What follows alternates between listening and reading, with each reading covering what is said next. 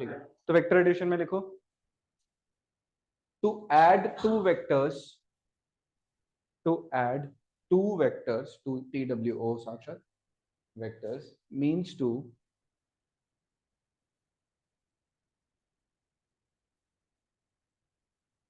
determine their net effect.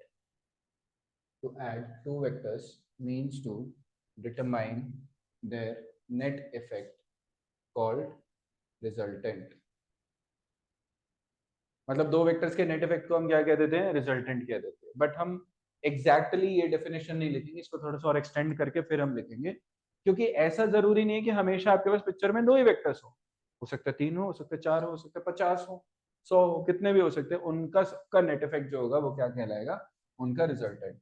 तो अगली line में लिख दो या अगले पैराग्राफ में लिख दो, resultant can be defined as,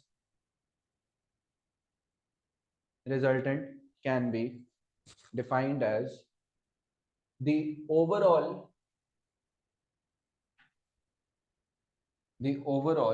result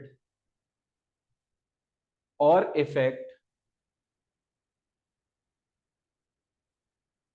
of all the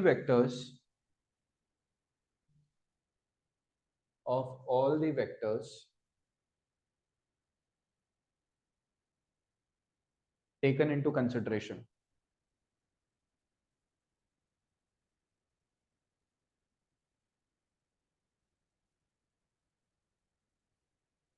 ठीक है, अब एक छोटी सी चीज देखो जरा,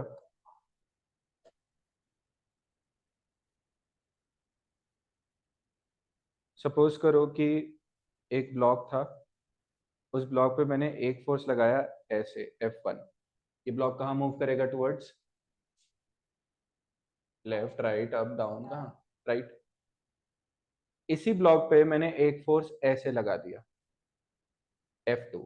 मान लो कि जब मैंने F2 लगाया तो मैंने F1 को गायब कर दिया, मतलब अभी सिर्फ क्या लग रहा है, F2 लग रहा है। तो अगर खाली F1 लगेगा तो ये जाएगा राइट पे, खाली F2 लगेगा तो जाएगा कहाँ, ऊपर की तरफ। अब मैं क्या कह रहा हूं, मैं कह रहा हूं कि मैं F1 और F2 दोनों एक साथ लगा रहा हूं, तो ये दोनों फोर्सेस को एक्सपीरियंस करेगा साइमल्टेनियसली, साइमल्टेनियसली मतलब एट द सेम टाइम। तो एट द सेम टाइम ये राइट भी जाने की कोशिश करेगा और ऊपर भी जाने की कोशिश करेगा। तो जब ये राइट और ऊपर दोनों जगह जाने की कोशिश करेगा तो ये कहाँ जाएगा, ऑब्लिकली अपवर्ड टुवर्ड्स राइट। समझ आया, जिसको साक्षात टेढ़ा कह रहा था। ठीक है, तो ये टेढ़ा जाएगा, तो इफेक्टिवली ये इस तरीके से जाएगा।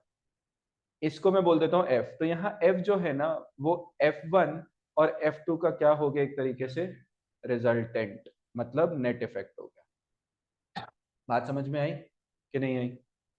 ठीक है, तो इससे हम ये भी कह सकते हैं कि अगर हम F1 और F2 को ना लगाते, सीधा ये F फोर्स लगा देते इसी पर्टिकुलर डायरेक्शन में जिसमें F आ रहा है अभी, मतलब ये वाली डायरेक्शन में अगर हम F लगा देते तो भी ये बॉडी उसी तरीके से मूव करती जैसे F1 और F2 के प्रेजेंस में कर रही है। मतलब एक हमने F1 लगाया, एक हमने F2 लगाया, बॉडी मूव करी ऐसे, तो हम कहते हैं कि F1 F2 ना लगा के सीधा F लगा के तो भी बॉडी ऐसे ही मूव करती। बात समझ में आई? तो F जो है वो F1 और F2 का रिजल्टेंट है या उनका इक्विवेलेंट है, कंबाइंड इक्विवेलेंट। समझ में आया? कोई दिक्कत? ठीक है, तो ये एक लाइन और लिख लो, अभी जो डेफिनेशन लिखी है उसी के कंटिन्यूएशन में। This implies that,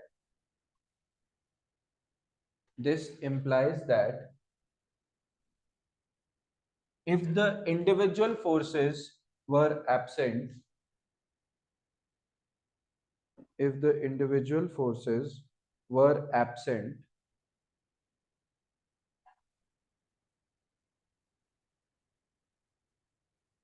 and only the resultant was present instead, and only the resultant was present instead,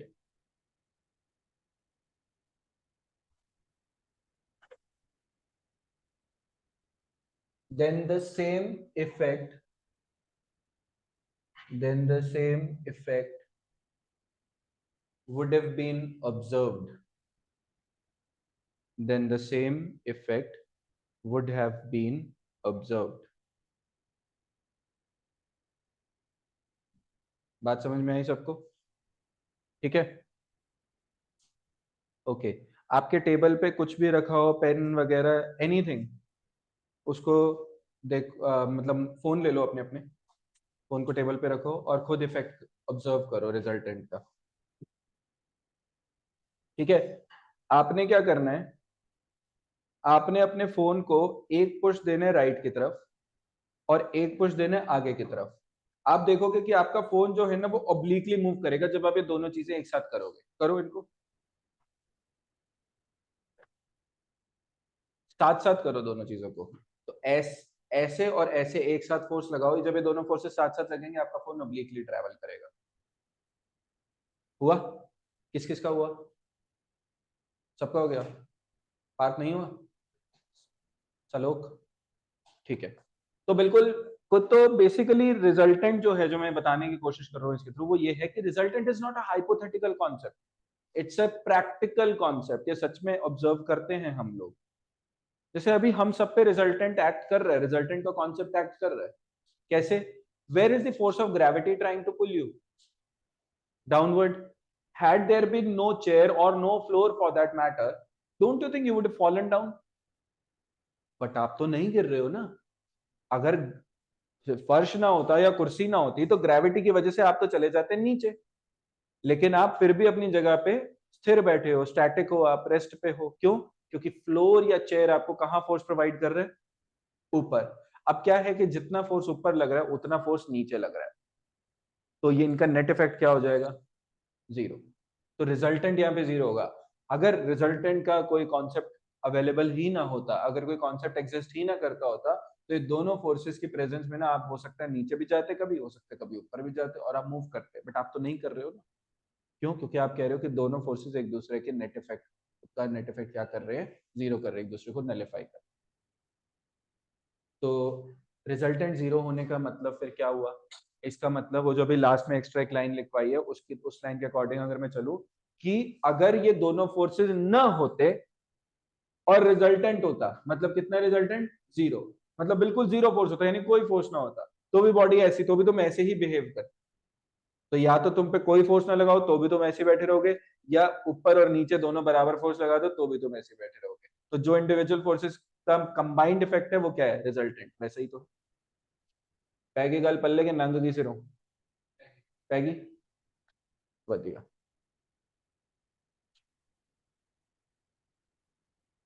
अरे मीटिंग ही बंद कर रहा हूँ मैं गलती से।